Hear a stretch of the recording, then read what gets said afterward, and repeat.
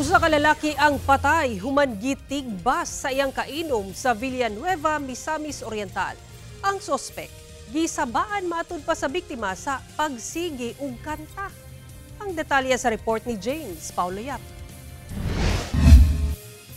Patay na dihang naabtan sa kapulisan sa Villanueva Municipal Police Station kining usa ka 48 anyos nga lalaki nga si Alan Banwag Dayle sayo sa buntag adlawng Domingo. Ang biktima adunay samad tinigbasan sa iyang tangkugo. Sumala pa nga Sabado sa gabi nakiginom ang biktima uban ang laing upat pa ka mga lalaki sa Luok, Villanueva, Misamis Oriental.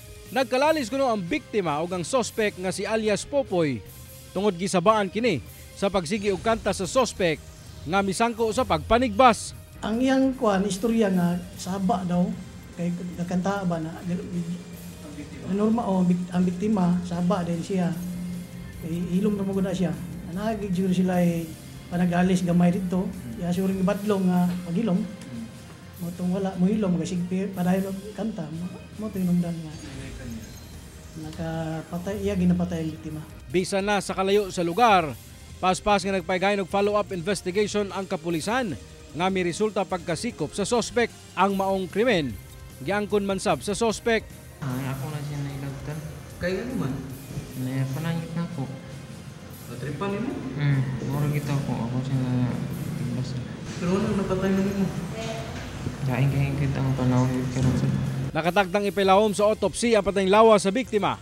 Samtang ginaandam na sab ang kasong ipasaka batok sa sospek. Ato ging isangat ang kaso nga murder batok sa suspetsado kay para matagabo nato justisya ang maong biktima.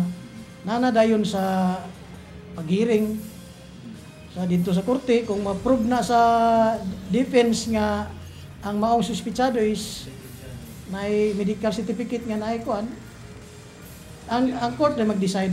Kauban si Makoy Sempron, James Paulo Yap, 1 Mindanao.